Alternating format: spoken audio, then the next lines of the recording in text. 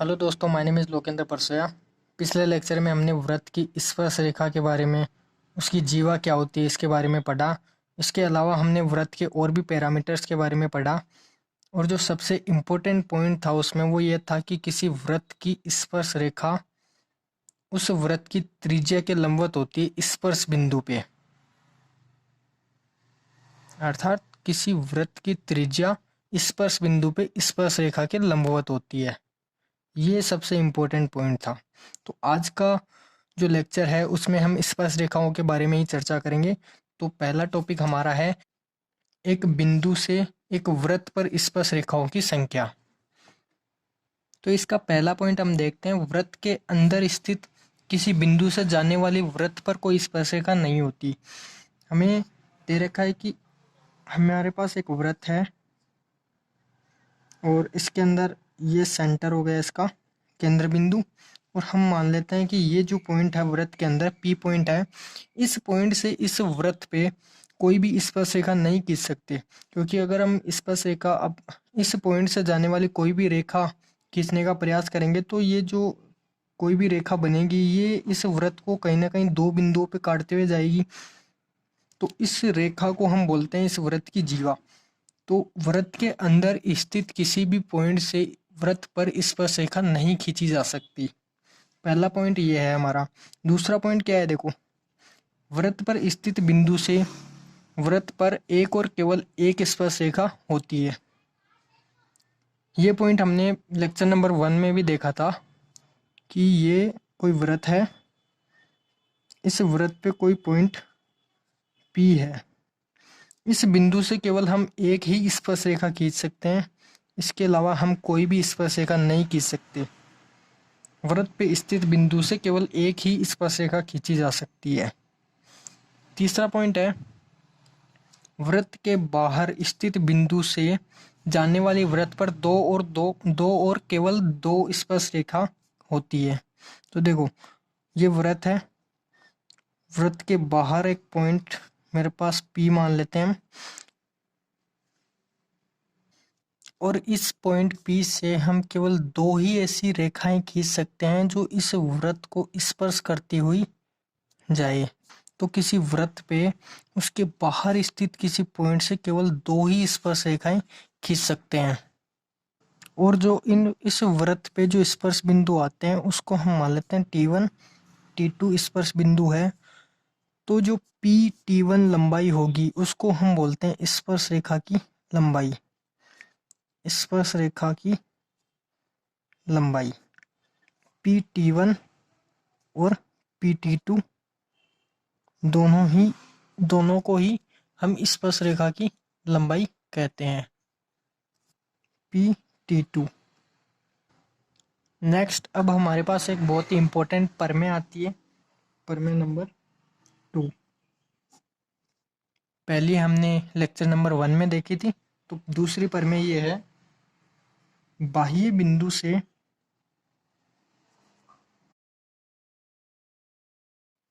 किसी वृत्त पर खींची गई स्पर्श रेखाओं की लंबाई बराबर होती है।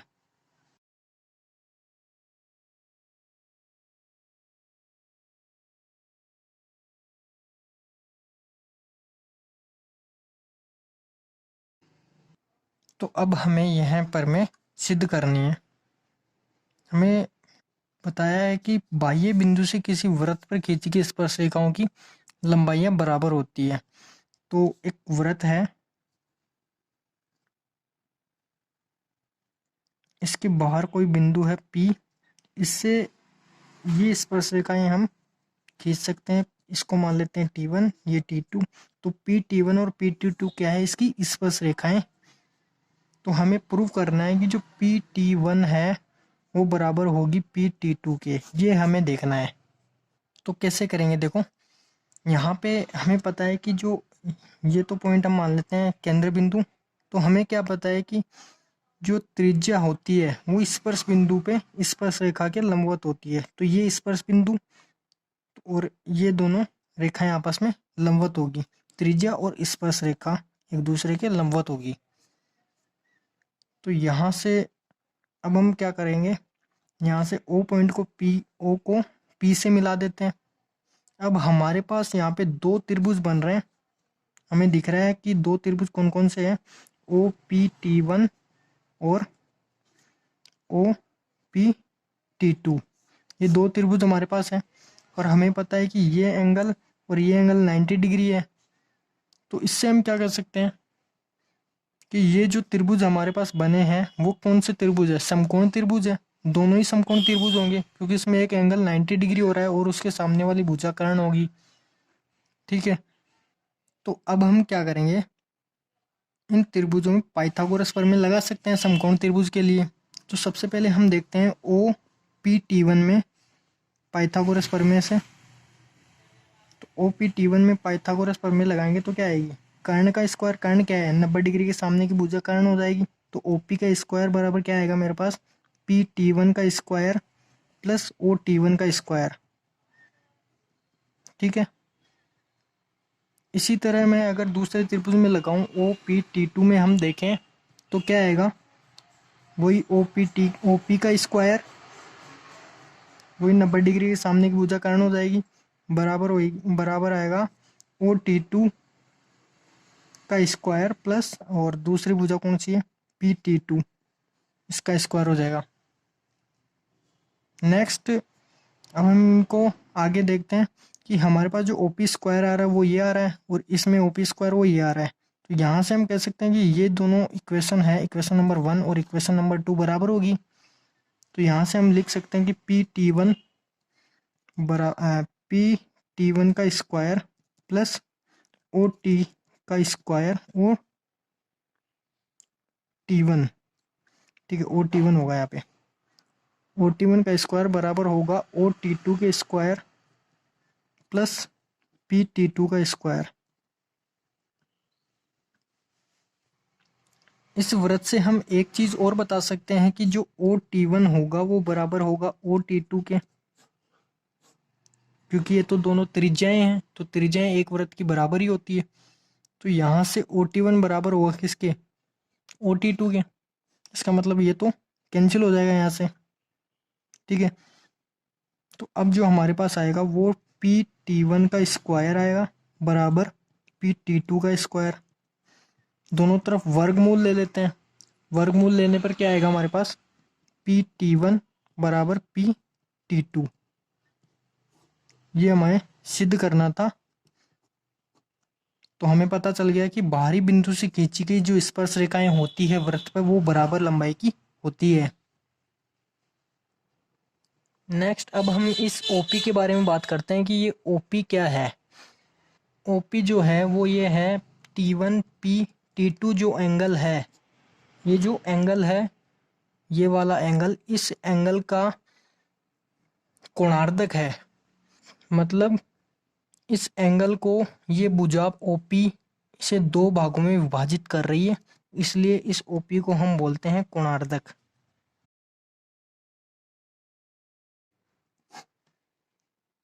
नेक्स्ट अब हम कुछ सवाल करते हैं।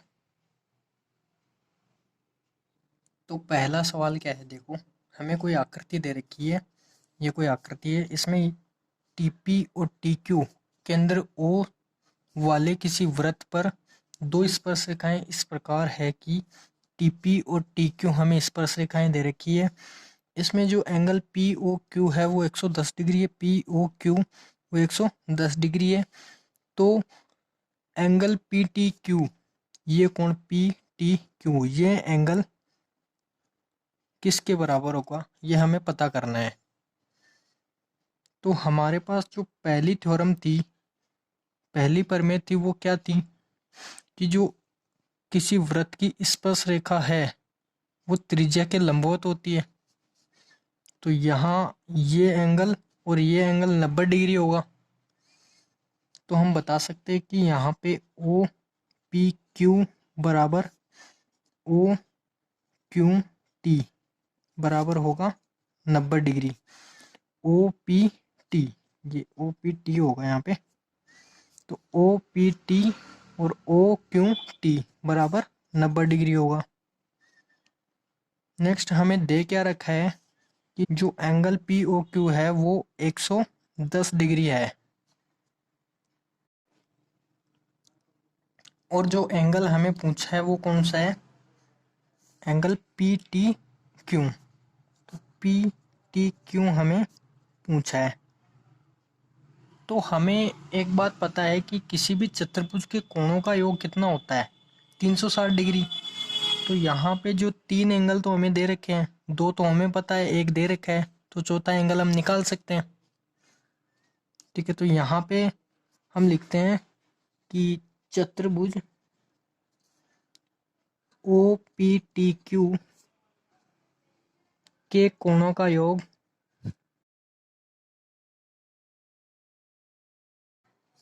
360 डिग्री है। तो यहाँ से हम क्या लिख सकते हैं, कोण ओ पी टी ये एंगल प्लस ये वाला angle P T Q plus ये angle O Q T plus P O Q बराबर कितना होगा, 360 डिग्री।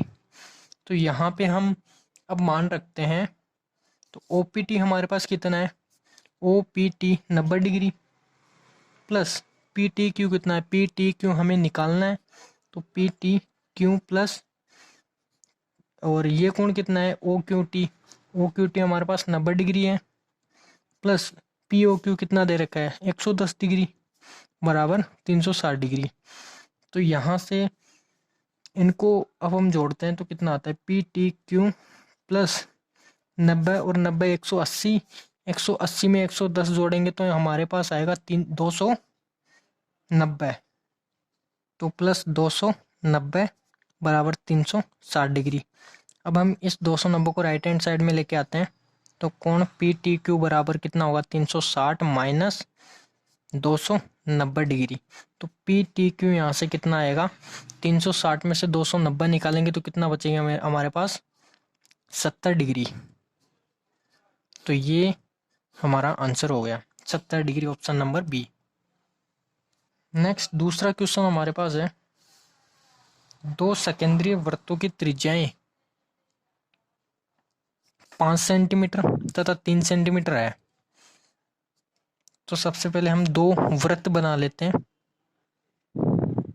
सकेंद्रीय वृत्त जिसका केंद्र समान होता है उन्हें हम सकेंद्रीय वृत्त बोलते हैं। तो ये इसका केंद्र है, हम मान लेते हैं इसका केंद्र जो है वो O है।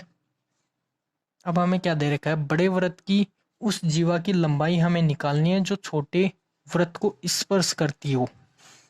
तो ये जीवा हम मान लेते हैं इस छोटे वृत्त को स्पर्श कर रही है, और क्या दे रखा है हमें, त्रिज्याएं हमें दे रखी है। तो छोटे वृत्त की त्रिज्या कितनी होगी, 3 सेंटीमीटर।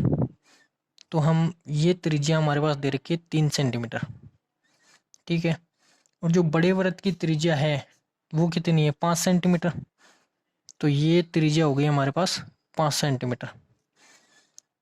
तो यहाँ पे आप देख सकते हो कि ये जो त्रिज्या है वो इस स्पर्श रेखा के लंबवत हो सकती है, होगी कि नहीं होगी, होगी।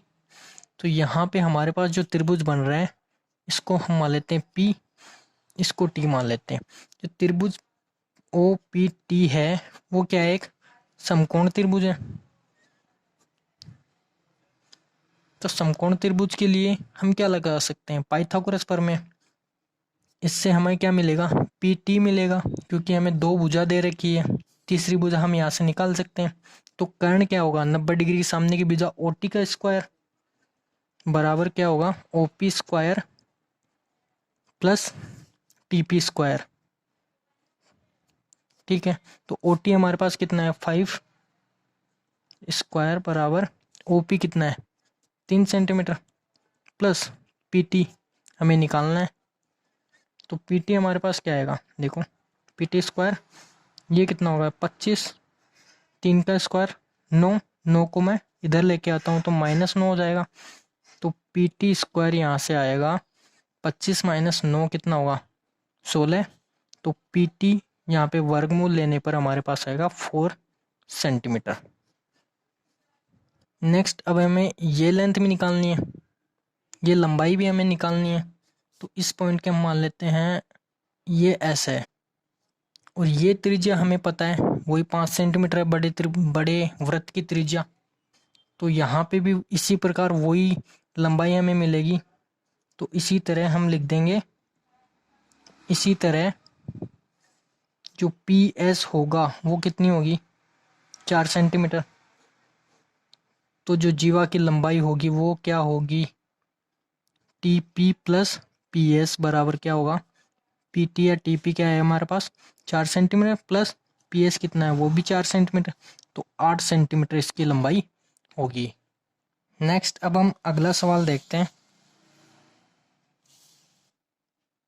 यदि एक बिंदु P से O केंद्र वाले किसी वृत्त पर PA व PB स्पर्शरेखाएं हैं, तो वृत्त है हमारे पास कोई, इस वृत्त के बाहर कोई बिंदु स्थित है P और इसका जो केंद्र है वो O है। इस पे जो स्पर्शरेखाएं हैं वो PA व PB होगी। तो ये पॉइंट हम A मान लेते हैं, ये B मान लेते हैं। तो PA और PB हमारे पास क्या है, स्पर्शरेखाएं हैं जो कि परस्पर 80 डिग्री के कोण पर झुकी हुई है। तो ये जो एंगल है वो 80 डिग्री हमें दे रखा है। तो अब हमें पूछा क्या है, जो एंगल POA है, POA ये एंगल, ये POA ये एंगल हमें पूछा है, ठीक है। तो सबसे पहले हमें दे क्या रखा है, देखो हमें एंगल दे रखा है APB बराबर होगा 80 डिग्री है। एंगल APB हमें दे रखा है 80 डिग्री, और जो एंगल हमें निकालना है वो कौन सा है, वो AOP हमें निकालना है। तो देखो कैसे निकालेंगे, हमें प्रमेय नंबर 1 पता है कि जो त्रिज्या है वो स्पर्शरेखा के लंबवत होती है। तो इसी तरह ये जो OB होगी वो PB के भी लंबवत होगी, ठीक है।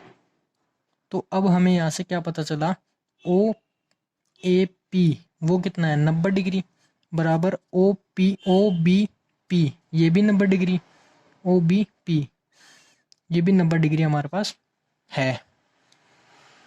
नेक्स्ट अगली चीज हमें क्या पता है, हमने जस्ट अभी थोड़ी देर पहले पढ़ा था कि जो OP रेखा है वो इन दोनों स्पर्श रेखाओं का कोणार्धक होती है।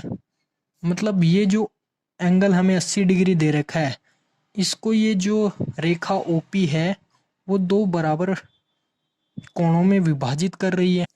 तो बराबर कोणों में विभाजित कर रही है, तो हमारे पास ये जो कोण आएंगे वो कितना होंगे, APO ये एंगल हमारे पास होगा 40 डिग्री, ठीक है। इसी तरह जो OPB एंगल होगा वो भी 40 डिग्री होगा, क्योंकि जो OP है वो इसे दो समान कोणों में विभाजित कर रही है। अब हम क्या करते हैं, अब हम एक त्रिभुज ले लेते हैं AOP, त्रिभुज AOP में देखते हैं। हमें पता है कि जो त्रिभुज के कोणों का योग होता है, 3 कोण होते हैं त्रिभुज में, उनके कोणों का योग कितना होता है 180 डिग्री। तो यहाँ से हम लिख सकते हैं कि जो कोण APO प्लस कोण AOP प्लस कोण OAP बराबर कितना होगा 180 डिग्री।